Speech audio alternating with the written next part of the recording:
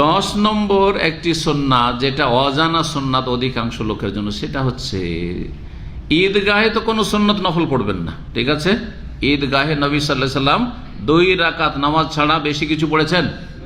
পড়েননি। তবে মসজিদে যদি ঈদ পড়েন, তাহলে মসজিদে গিয়ে তাহিয়াতুল মসজিদ 2 রাকাত পড়বেন না? ওটা পড়বেন তাহিয়াতুল, কিসের নিয়তে?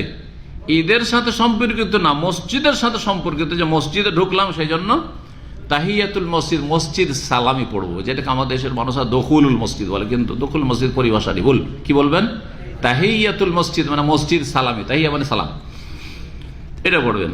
কিন্তু ঈদ পড়ে এসে নবী সাল্লাল্লাহু আলাইহি সাল্লাম বাড়িতে 2 রাকাত পড়েছেন, যে আমলটি প্রায় উঠে গেছে, অজানা, পড়ে নাকি ইল্লা মাশাআল্লাহ, ইল্লা মাশাআল্লাহ। এখন সোশ্যাল মিডিয়ার যুগে একটা ফায়দা হয়েছে, যে একটা কথা কিছু লিখে দিলে অথবা একটা আলোচনা করে দিলে সারা দুনিয়ায় মুহূর্তের মধ্যে ছড়িয়ে যাচ্ছে, অনেকে সাধারণ মানুষরা জানতে পারছে, আর সুন্নতগুলোর উপর আমল হচ্ছে। একটা ভালো দিক এটা সোশ্যাল মিডিয়ার, আলহামদুলিল্লাহ। পাপের সাথে পাপ আর পাপ সোশ্যাল মিডিয়াতে, এতে কোনো সন্দেহ নেই, কিন্তু ভালো মানুষদের জন্য ভালো দিকও আছে। তো 2 রাকাত ঈদ পড়ে এসে বাড়িতে পড়া, এটি হচ্ছে সুন্নাত, যা হাদিস দ্বারা প্রমাণিত। আবু সাঈদ খুদরি রাদিয়াল্লাহু তাআলা আনহু বলেন যে কানা রাসূলুল্লাহ সাল্লাল্লাহু আলাইহি ওয়াসাল্লাম ক্বাবলা ঈদ শাইআন, রাসূলুল্লাহ ঈদের আগে কোনো নামাজ পড়তেন না।